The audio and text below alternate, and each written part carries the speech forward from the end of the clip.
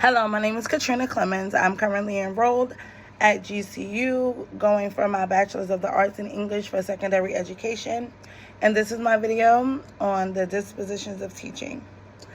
One disposition I feel like I possess as a good first-year teacher is believing that all of my students have the ability to learn. I feel that no matter where they come from or what they're doing, or no matter the learning disability, that they all do have the power to receive the information that I will be putting out. Another disposition that I believe I possess is recognizing reflection combined with experience does equal growth. Sometimes we feel like we know everything and we're doing the best that we can, but you have to take a moment and you have to sit back and reflect on what you have already accomplished to see if you can make it better, or figure out where you came from to see where you are now, if that is better. Once you see your growth, it pushes you and make you want to do more. You can see the growth within yourself, and you can also see the growth within your classroom. From your first year to your second year, you will have great growth, but it will definitely come with reflection of what you did before. One disposition that I do need to work on is being sensitive to individual learning and social needs of students, and embracing the cultural diversity of a community. I used to be a para in the classroom, and sometimes it does get very, very frustrating when there's a child from another background or another learning background, and they can't grasp it. And sometimes it does become very, very frustrating. But I feel like I do need to work on that, because every kid won't come in and won't be able to grasp the lessons or what's being taught. They might not understand what's going on, and I may have to stop and go back. So I do need to be very sensitive to individual learning and social needs of the other children.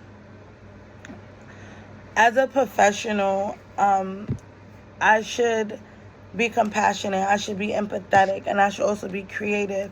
Being compassionate with your students, let them know that you care about them, that they do have someone that is on their side, someone who's not going to judge them.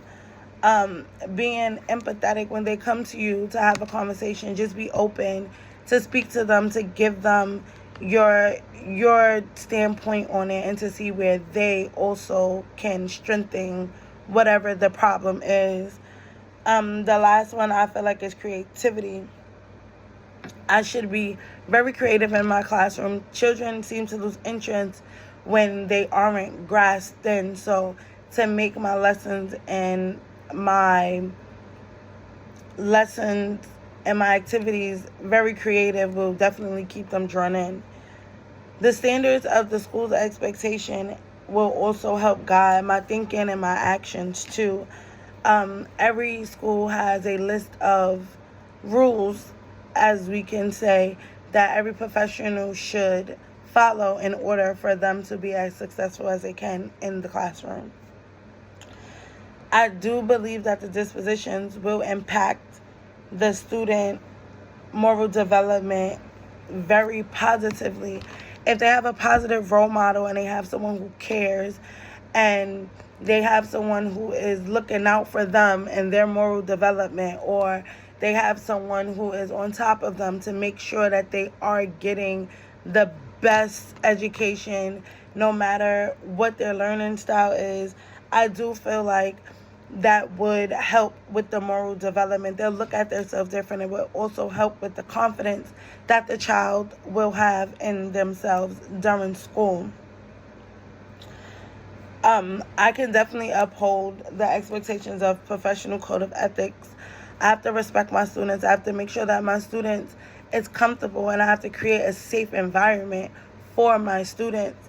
And in order to do that, I will have to be very ethical in my classroom. I will have to show them and model what respect looks like in the classroom itself.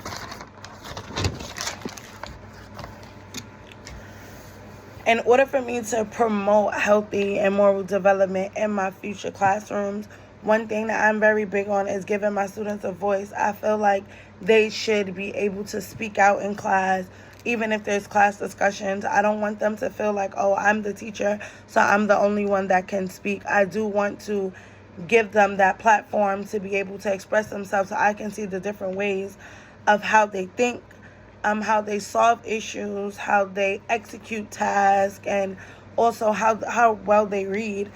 I will always put my students into a position to better themselves, never to tear them down.